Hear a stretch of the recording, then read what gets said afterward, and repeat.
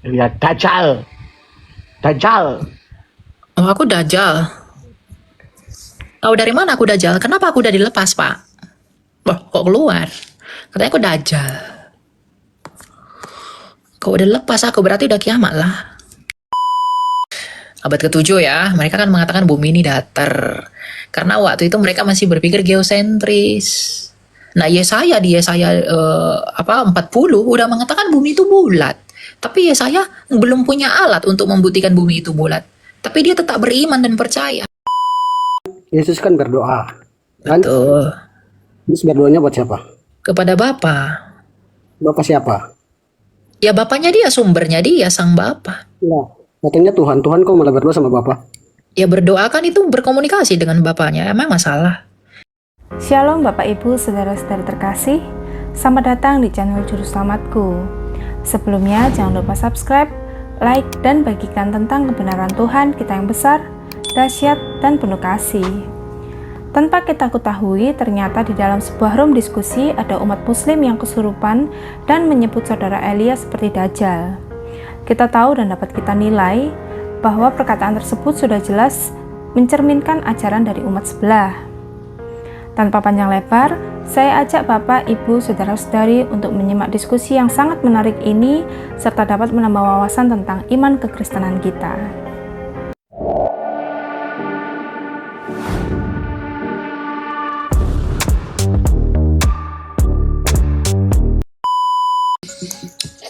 Ya silakan Arjuna, selamat malam.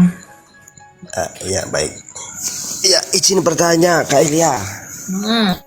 Apa Pak? Ya gini Kak, saya Kristen nih, Kristen. Kristen apa Pak? Protestan.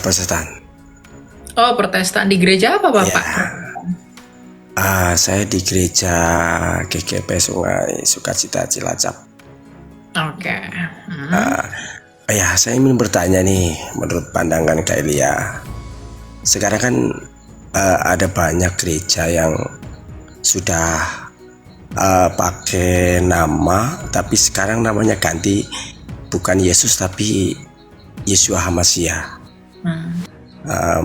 Dalam arti nama Yesus itu kadang sudah nggak dipakai lagi loh, nggak disebut lagi, tetapi beralih ke Yeshua HaMashiach. Ya menurut Kak Eli gimana nih pandangan seperti ini Pak? Mohon dijelaskan. Ya, mau Yesus Kristus, Yeshua HaMashiach itu hanya perbedaan korespondensi fonetik, Pak. Jadi nama aslinya Tuhan Yesus itu dalam bahasa Yunani adalah Yesu. Terus ditambah sufiks s untuk menandakan dia maskulin. Jadi Yesus. Nah, Kristus itu dari bahasa Yunani Kristos, yang artinya yang diurapi, dalam bahasa Ibrani disebut Mesiha. Ya makanya Mesias itu Mesiha. Jadi sang Mesias itu HaMashiach.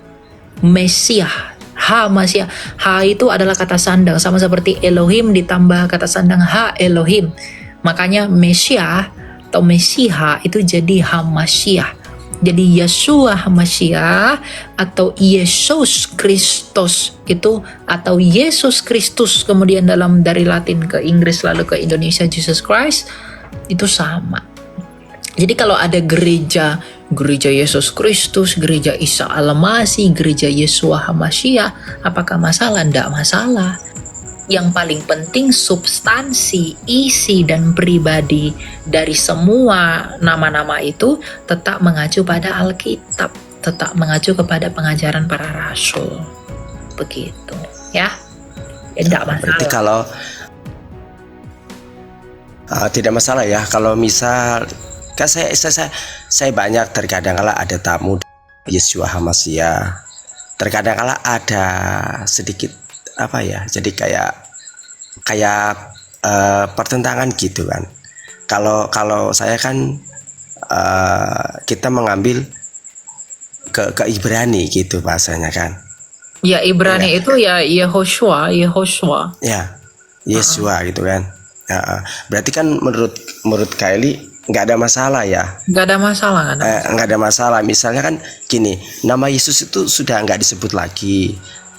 nama Allah nggak disebut lagi, tapi memang yang disebut Elohim Yahweh. Nggak apa-apa. Gini loh, mau disebut Elohim, mau disebut Yahweh, mau apa, nggak apa-apa. Yang penting jangan salahkan orang yang menggunakan nama Allah. Kan gitu kan. Ada orang Kristen di Indonesia yang sok-sok jadi Yahudi, bilang-bilang nama Yahweh. Mereka sendiri nggak tahu, orang Yahudi sendiri nggak nyebut Yahweh. Lalu sok-sokan jadi Adonai, Elohim, bla bla bla bla bla. Lalu menyalahkan orang menggunakan kata Allah. Ya opo iki gitu loh, ndak ada itu. Boleh gunakan aja kalau emang mau pakai Elohim, mau pakai Yahweh ke apa, terserah. Tapi jangan salahkan orang yang menggunakan kata Allah, karena itu semua bahasa. Allah itu ndak bernama. Nggak ada nama Tuhan, itu ndak ada. Yod He Vav He itu bukan nama Tuhan. Itu singkatan dari Ehye Asher Ehye. Tuhan tuh ndak punya nama. Karena kalau dia dinamai berarti dia makhluk. Yesus itu adalah nama inkarnasi firman. Makanya ketika Musa bertanya kepada Tuhan di perjanjian lama, Masyemo, siapakah namamu yang akan kuperkenalkan? Tuhan bilang apa? Akulah si Ucup. Apa dia bilang begitu? Bukan. Tuhan bilang, akulah aku. I am who I am. Tidak ada nama yang bisa menggambarkan aku. Tidak ada nama yang bisa melukiskan siapa aku. I am who I am. Dalam bahasa Yunani dibilang egoemi. Dalam bahasa Ibrani disebut Ehye Asher Ehye. Nah, Yod He Vav He itu adalah singkatan dari Ehye Asher Ehye tadi. Gitu loh. Jadi Tuhan tuh gak punya nama. Jadi mau dibilang Yahweh kah, dibilang apa, enggak apa-apa. Ya, gitu ya. Kalau kayak Kak Eli tadi kan bilang orang Yahudi nggak nyebut Yahweh. Terus kalau orang Yahudi Yahweh. Mereka nyebutnya Adonai. Oh, Adonai ya. Ya makanya semuanya orang Israel itu kan, semua Israel Adonai Eloheinu, Adonai Echad. Sebenarnya Adonai-nya itu kata Yod He Vav He, tapi nggak pernah mereka baca jadi Yahweh. Yahweh itu pelosotan barat. Oh, yang penting intinya ketika kita ibadah menyebut nama Yahweh itu nggak salah ya, artinya benar juga kan? Enggak itu enggak salah, tapi enggak usah yang begitu-begitu. Buat apa? Berarti tetap harus Yesus Kristus, maksudnya gimana ini? Yesus aja, nggak usah sosokan Yahweh. Dia di perjanjian baru di mana ada disebut Yahweh? Ada nggak? Malah tuh ada kan disebut dirinya Bapa. Nggak usah. Masalahnya kan kayak kita kan dapat Alkitabnya yang liter intersen gitu loh. Udah kan, yang biasa aja, pakai yang biasa aja biar ngerti. Itu nggak penting ya. Itu nggak penting. Yang penting hidupmu berubah, hidupmu percaya kepada Yesus dengan sungguh-sungguh, itu yang penting. Nggak usah kayak orang. Kalau memang ada yang pakai misalnya Pak Yahweh juga nggak apa-apa kan? Nggak apa-apa artinya gitu kan? Ya nggak apa-apa. Tapi kalau Bapak belum pakai, nggak usah ikutan pakai. Ada biarin aja begitu. Iya, karena kan gini, misalnya saya bertanya dari awal kan saya pakai nama Yesus, kita juga pakai TB ya, pakai TB lah. Sekarang muncul baru pakai ILT yang pakai nama Yahweh itu. Nggak usah. Kadang-kadang karena kita nggak ngerti, ya tanya-tanya lah gitu kan. Nggak usah pakai begituan. Tapi kalau mau pakai juga ya terserah. Saya nggak paksa sih. Tapi salah nggak itu? Kalau pakai nama Yahweh salah nggak? Enggak salah, tapi di dalam perjanjian baru nggak ada tuh nama Yahweh. Gitu. Yahweh itu direfer ke apa? Saya nggak pernah lihat ILT itu Yahweh itu direfer kemana, saya nggak tahu. Gitu, cuman kan saya awalnya melihat dari kamus Alkitab itu yang di belakang kata Allah salinan dari Yahweh gitulah. Lah itu berarti nama aslinya itu Yahweh gitulah, kayak gitu. Bukan. Allah itu nggak punya nama. Pokoknya ingat aja Allah itu nggak punya nama. Itu aja. Ya. Okay. Nggak usah kau merepotkan dirimu dengan nambah-nambahi yang begitu-begitu. Nggak usah. Pakai aja yang udah ada, itu aja. Yang penting ya. Oh gitu ya. Oke. Siap. Ya. Oke, terima kasih Kak Eli atas penjelasannya. Ya. Tuhan Yesus memberkati. Ya, Tuhan berkati. Ngapain pakai Bapak Yahweh lah, apalah, aduh. Nggak jelas itu ya. Apa tujuannya begitu? Biar sok-sok Yahudi begitu.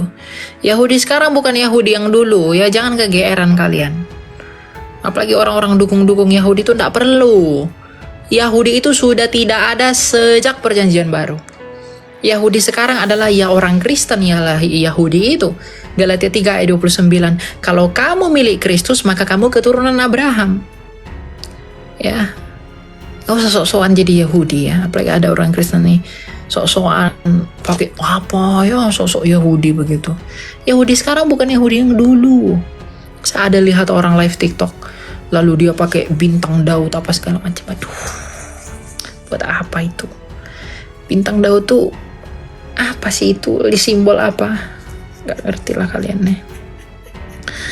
Ya, jadi nggak usah begitu-begitu. Yang normal-normal aja ya.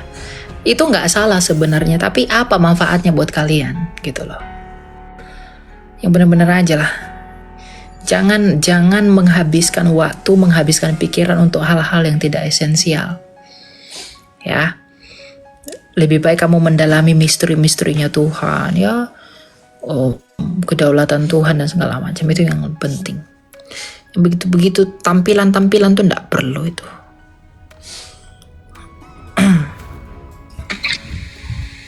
Nah, silakan Nazrul. Ya, Dajjal. Oh, aku Dajjal. Tahu dari mana aku Dajjal? Kenapa aku udah dilepas, Pak? Wah, kok keluar? Katanya aku Dajjal. Kau udah lepas aku, berarti udah kiamat lah. Gimana ya kok, Pak? Kalau aku udah lepas berarti udah kiamat lah. Gak jelas Bapak ini, aku dibilang Dajjal. Mataku 2, Dajjal matanya 1 loh, Pak.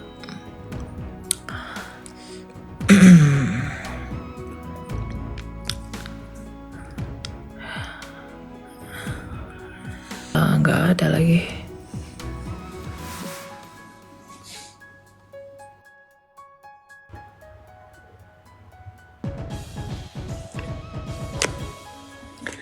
Halo Kak. Ya halo, silakan. Mau tanya apa? Selamat malam Kak. Mau izin nanya soal zaman permulaan di awal penciptaan. Bingung aja kadang aku mendengarkan kalau di Alkitab sama yang kayak di sains itu. Terus kayak aku bingung aja kok kalau misalkan di sains misalkan gitu ya, kalau hewan tuh di tahun-tahun di ratusan tahun setelahnya, tapi kalau di Alkitab tuh di beberapa hari gitu. Apakah ada opini gitu? Saya penasaran Kak Elia, terima kasih. Ya, ingat ya, sains itu bukan konklusi, sains itu metodologi. Sains itu sendiri merevisi dirinya sendiri. Ya, jadi sains itu tidak pernah jadi kesimpulan. Nah, kalau dalam misalnya teori evolusi Darwin lama-lama monyet jadi manusia, itu tidak percaya kita. Itu bertentangan dengan sains itu sendiri di fisika. Misalnya Darwin mengatakan semakin lama akan semakin baik. Di fisika secara khusus misalnya termodinamika mengatakan semakin lama ya semakin buruk. Jadi sains itu sendiri ya bertentangan. Gitu loh. Ya, nah mengenai hewan diciptakan evolusi dari awalnya cicak jadi dinosaurus, ayam jadi apa, ya itu kan asumsi yang tidak bisa dianggap kebenaran, gitu. Nah lalu bagaimana kita mensinkronkan Alkitab dengan sains? Ya pada waktunya Tuhan mengatakan semuanya akan dibukakan. Nah mengenai penciptaan dalam 1 hari, 2 hari, 3 hari, kita perlu melakukan studi kata yom, kata hari dalam Alkitab itu. Kata yom di sana nggak berarti 1 hari 24 jam. Tapi yom di sana adalah periode yang panjang. Yang kita nggak tahu itu berapa lama. Gitu ya. Jadi Tuhan itu menciptakan by proses. Gitu. Bukan berarti dia tidak bisa menciptakan begitu aja ya, bukan. Tapi studi kata yom itu tidak selalu bermakna 1 hari 24 jam. Gitu ya. Iya Kak. Jadi tidak perlu bingung dengan itu. sains itu sendiri masih akan terus berkembang kok. Sama seperti dulu misalnya orang-orang percaya bumi datar karena mereka itu dulu geosentris ya. Makanya misalnya ya umat abad ke-7 kan percaya bumi ini datar gitu kan. Katakanlah begitu ya. Abad ke-7 ya, mereka kan mengatakan bumi ini datar. Karena waktu itu mereka masih berpikir geosentris. Nah, Yesaya di Yesaya 40 udah mengatakan bumi itu bulat. Tapi Yesaya belum punya alat untuk membuktikan bumi itu bulat. Tapi dia tetap beriman dan percaya. Dan sekarang dibuktikan bumi itu bulat, maka berbahagialah Yesaya. Makanya dikatakan iman itu bukti dari apa yang kita tidak lihat. Yesaya beriman kepada firman Tuhan bahwa bumi itu bulat, maka imannya itulah buktinya sekaligus. Dan sekarang imannya itu dibuktikan. Nah nanti masalah hewan diciptakan begini kata Alkitab, itu bukan tidak terbukti tapi belum dibuktikan. Sama seperti Yesaya itu ada waktunya. Ya? Ya Kak. Ya. Thanks a lot sebelumnya. Sama satu pertanyaan lagi, apakah boleh gitu ya Kak ya? Boleh apa itu? Kak, saya merasa selama saya selesai ini umurnya 21 tahun ya Kak. Terus akhir-akhir ini saya merasa kok rasanya hidup tuh baik-baik aja ya Kak gitu. Kalau misalkan pendeta tuh khotbah soal keterpurukan gitu, saya merasa nggak relate gitu loh Kak. Apakah kayak menurut Kakak ini baik-baik aja apa gimana ya Kak? Dan so far pun aku ngerasa kayak kok kurang tergugah ya aku gitu loh Kak. Untuk lebih benar-benar mendalami ataupun untuk benar-benar fokusin diri ke Tuhan gitu. Thanks Kak. Ya, orang semakin mendalami kitab suci atau tidaknya, semakin mencari tahu Tuhan atau tidaknya itu tergantung cintanya. Kalau kamu tidak berapi-api sama Tuhan, berarti kamu belum mencintai Dia dengan sungguh-sungguh. Sama seperti orang punya pacar. Misalnya saya punya pacar, saya cinta sekali dengan pacar saya. Berarti saya selalu berapi-api. Apapun tentang pacar saya suka ceritain. Apapun tentang pacar saya suka cari tahu. Saya tahu nih dia suka makan apa ya, dia suka lakuin apa ya, aduh saya lakuin apa ya, begitu. Karena saya cinta dengan dia, maka saya berapi-api untuk mencari tahu tentang pacar saya, mencari tahu apa yang dia suka, apa yang dia lakukan, apa yang dia pakai, dan lain sebagainya. Nah sama Tuhan pun begitu. Kalau kita datar sama Tuhan, berarti kita nggak sungguh-sungguh mencintai Dia. Kalau kita tidak berapi-api sama Tuhan, berarti kita nggak nemukan cinta kita sama Dia. Hendaklah kamu berapi-api, rohmu menyala-nyala, kan kata kitab suci kan.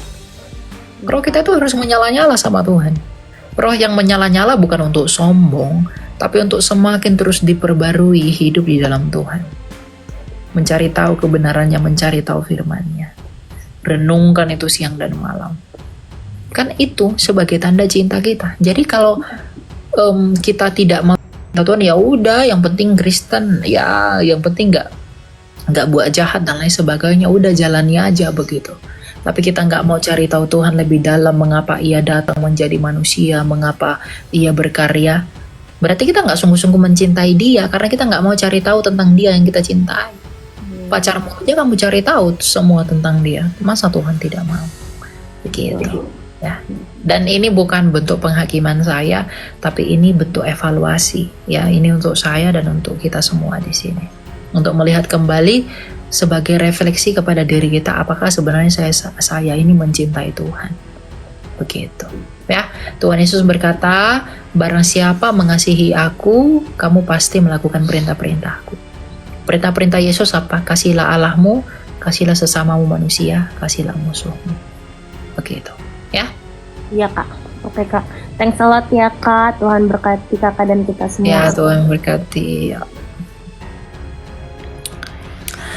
Oke, kita naikin lagi ya. Naikin gua katanya, tapi nggak ada request permintaan. Gimana sih ini si bongkar ini?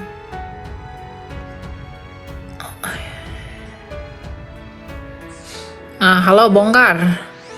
Kak, pengen nanya. Ya, tanya apa? Dari tadi kamu pengen nanya di bawah, tapi nggak request naik ke atas kayak main kawah. Ini mau nanya. Apa itu? Bapak Yesus buat siapa? Bapak Yesus buat siapa?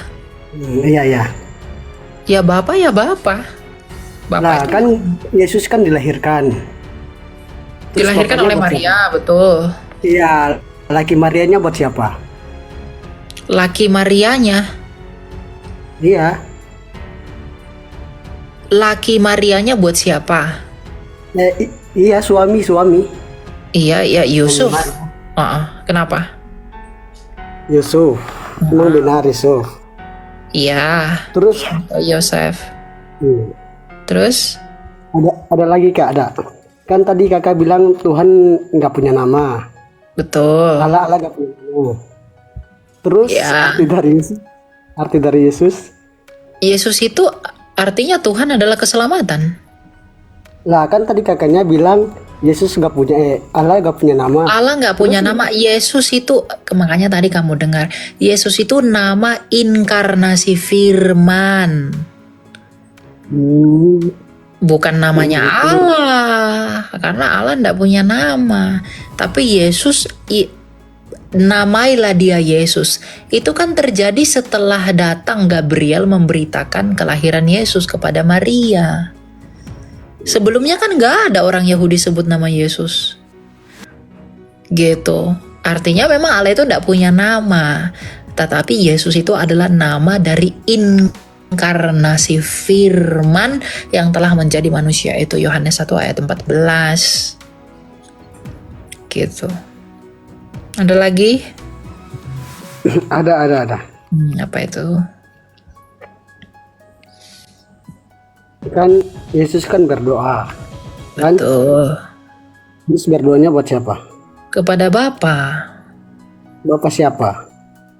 Ya Bapaknya dia, sumbernya dia, sang Bapa. Lah, katanya Tuhan kok malah berdoa sama Bapak?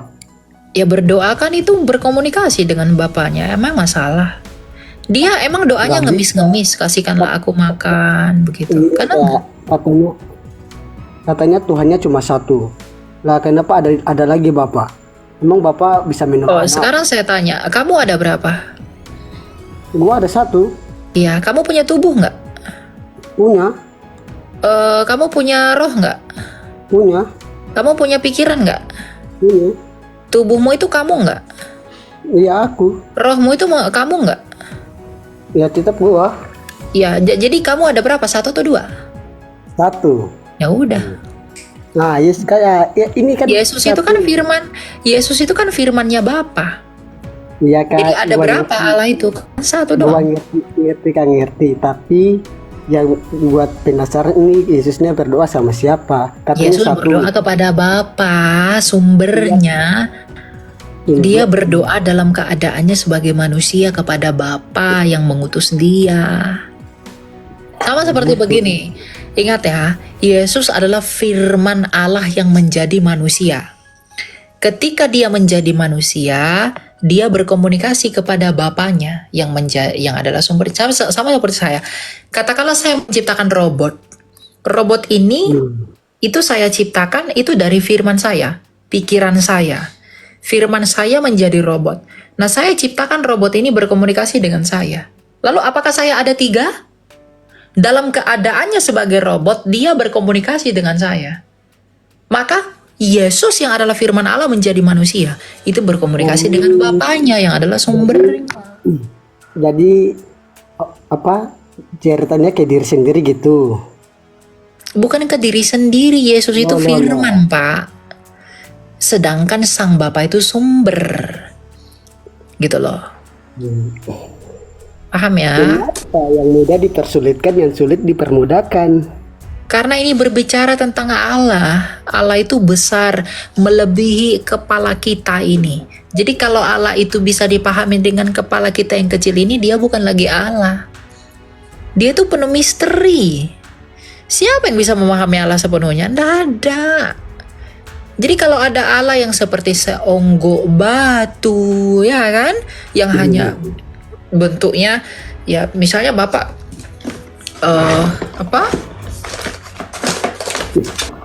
misalnya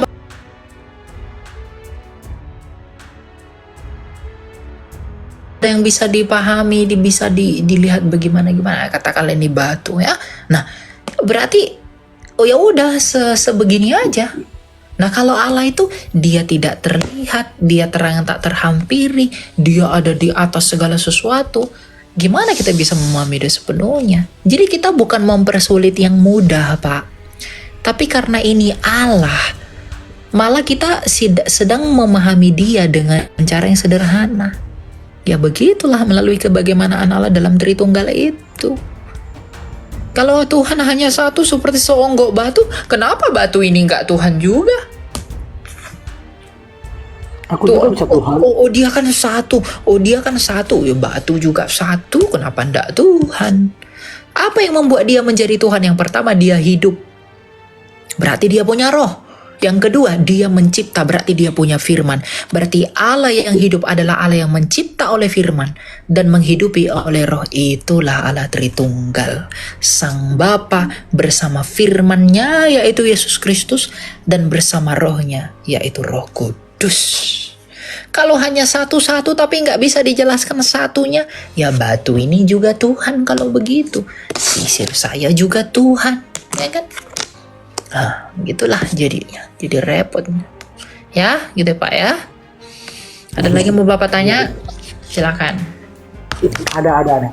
Nah, apa itu?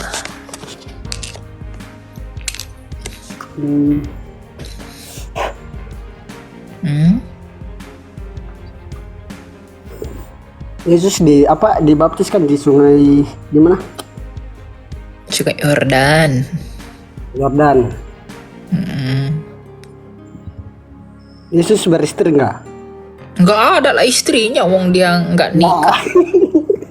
Udah. Ya memang nggak menikah Pak. Tuhan Yesus tuh nggak ada sejarah mengatakan dia itu menikah. Lah kok lari dia? Loh kok lari? Apa tentang pernikahan dia nggak suka ya? Karena nggak sefrekuensi mungkin ya. Yesus tidak menikah jadi dia nggak bisa nggak menikah ya. Nggak apa-apa lah ya, nggak apa-apa. Ya, begitulah penjelasan dari Saudara Elia Miron. Bagaimana menurut pendapat Bapak, Ibu, Saudara-saudari setelah melihat video tersebut? Tentu kita semua pasti merasa terberkati dan juga menambah wawasan tentang Juru Selamat kita yaitu Tuhan Yesus. Mari kita sama-sama belajar terus tentang kebesaran dan kebenaran Tuhan Yesus melalui video-video selanjutnya. Shalom dan Tuhan Yesus memberkati.